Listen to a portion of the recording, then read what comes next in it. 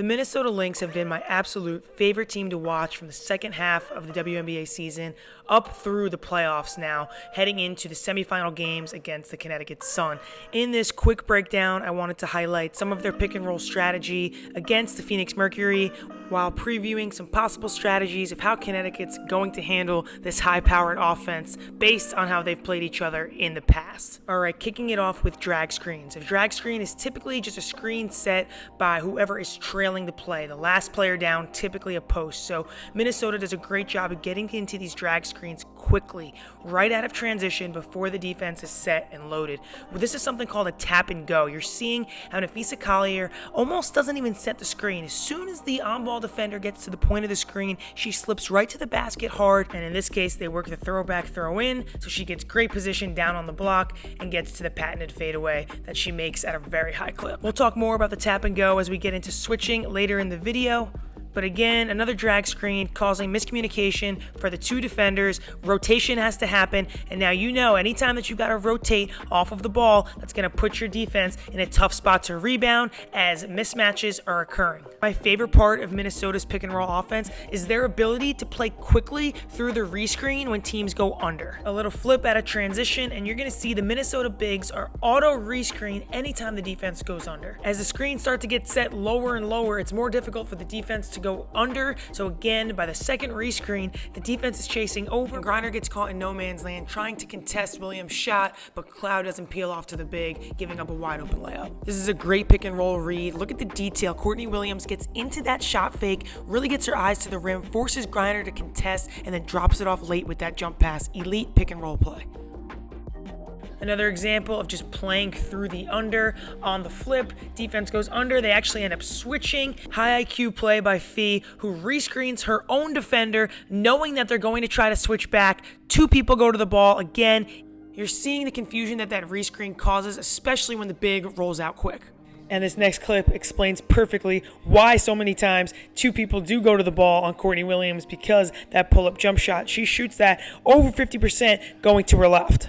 You're seeing Connecticut defend these actions in the last couple of clips. It'll be really interesting to see how they decide to guard not just the drag screens, but as we're going to get into now, step-up screens, which are usually set with a flatter angle so that the ball handler is coming off towards the outer thirds, and the big is able to roll down the lane line more towards the middle of the floor. You're going to see three clips and three different ways that the Lynx have exploited whatever defensive coverage that the Mercury threw at them in terms of the step-up screen. So the first one, they're playing through the pocket, aka through the short roll. Kayla McBride shows great pace, takes her time, one or two dribbles, dumps that ball right into the pocket, and now Maisha Hines-Allen has a clear driving lane as there's no help or no tag from the weak side of the Mercury defense.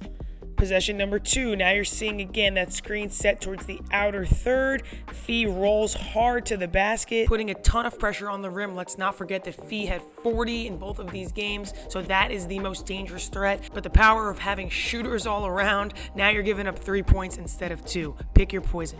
All the concepts are coming into play here as the handoff happens, defense goes under. Guess what that cues? Rescreen. Fee now sets the step-up screen again. Quick little tap and go, forward pivot to keep that on-ball defender behind her, so she creates that angle for the lob and the roll into the easy finish.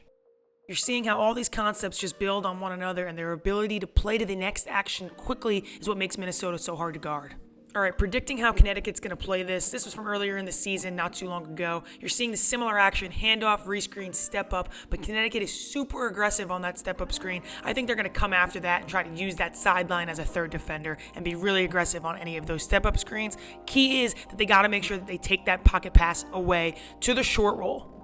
All right, last thing we're going to cover is attacking the switch. Similar to the last clip you just saw, important cue is the angle of the screen. You saw in the last clip, Fee was able to keep that on-ball defender behind her by landing the screen on the defender's back shoulder or back pocket. The angle of that screen makes it really difficult for the on-ball defender to get underneath the roller, and in this case, there's always going to be an advantage, and help is going to have to come from somewhere. And it's 2 quick passes to take advantage of that switch with a smaller defender guarding Fee on the roll. 2 quick passes beats any aggressive defense. Again, step-up screen, Fee gets out of it quick. They advance the ball this time instead of throwing it back. Pressure release in the corner with the awareness that Fee's going to be rolling. She's got all that separation from the defender switching onto her. And honestly, they probably would have had a nice little corner cut, but great footwork in the paint to use the step through to finish left. So the biggest point I think to drive home when it comes to attacking the switch is that the pass doesn't always necessarily have to come from the ball handler. Most good defenses are going to take away the direct pass from the ball handler to the roll man, but now if you can make that throw back or that advance pass, it'll give a better angle to hit that roll if the screener did a good job of creating an angle by setting that back shoulder screen.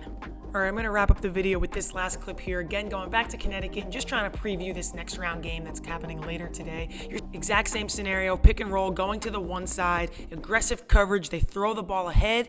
But Connecticut's help side is loaded up, ready to take away that roll, leaving open the furthest pass away, which is a skip to Courtney Williams. Again, we'll see what Connecticut decides to do, but they are known for their defensive prowess, and I know that they'll have a good game plan going in. So I hope you guys enjoyed the video. Make sure you're tuning into those games today. I'll try to get some of the Aces Liberty coverage on as well. Try to do a quick breakdown of that. But if you enjoyed the video, give it a thumbs up, subscribe to the channel. Trying to bring some more content as much as I can, guys. Appreciate you tuning in, and I'll see you in the next one.